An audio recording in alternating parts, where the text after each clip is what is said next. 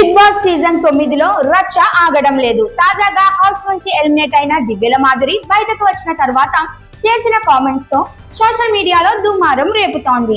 ఆదివారం ఎలిమినేషన్స్ లో హౌస్ నుంచి బయటకు వచ్చిన మాధురి, నేను అనుకున్నాను కాబట్టి బయటకు వచ్చేసా, ఎవరు ఆపలేదు అంటూ సొంత స్టైల్లో వ్యాఖ్యానించింది. అయితే హౌస్ నుంచి బయటకు వచ్చిన వెంటనే మాధురి ఇచ్చిన ఒక ఇంటర్వ్యూ ఇప్పుడు వైరల్ అవుతోంది. ఓ యూట్యూబ్ ఛానల్ కి ఇచ్చిన ఇంటర్వ్యూలో జర్నలిస్ట్ అడిగిన ప్రశ్నలపై ఆమె రెచ్చిపోయింది. బిగ్ బాస్ హౌస్ లో పవన్ రీతు మధ్య ఉన్న రిలేషన్ పై మీరు కామెంట్ చేశారు. మీరు దువ్వాడ శ్రీనివాస్ తో ఉన్న రిలేషన్ హెల్దీయేనా అనే ప్రశ్నకు మాధురి తీవ్ర ఆగ్రహం వ్యక్తం చేసింది. మీకేం పని? మా వ్యక్తిగత జీవితంతో మా గురించి ఎవరు మాట్లాడాలి, మాట్లాడకూడదో మాకు తెలుసు అంటూ సీరియస్ అయింది. అంతేకాకుండా రీతు చౌదరి గురించి ఆమె ఇంట్లో వాళ్ళు కూడా నాతో మాట్లాడారు. పవన్ తో దూరంగా ఉండమని చెప్పారు.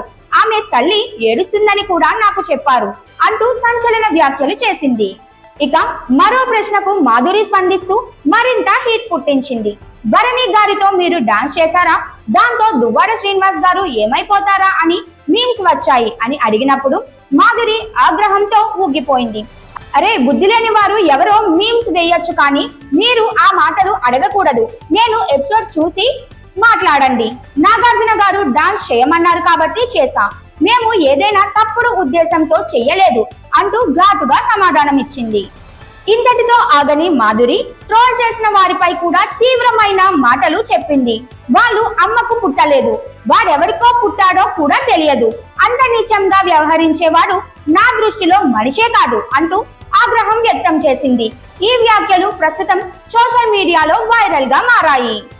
బిగ్ బాస్ లో ఉన్నప్పటి నుంచి రచ్చ గొడవలతో హైలైట్ అయిన మాధురి హౌస్ బయటకు వచ్చిన అదే టెంపర్మెంట్ కొనసాగిస్తోందని నెటిజన్లు కామెంట్లు చేస్తున్నారు.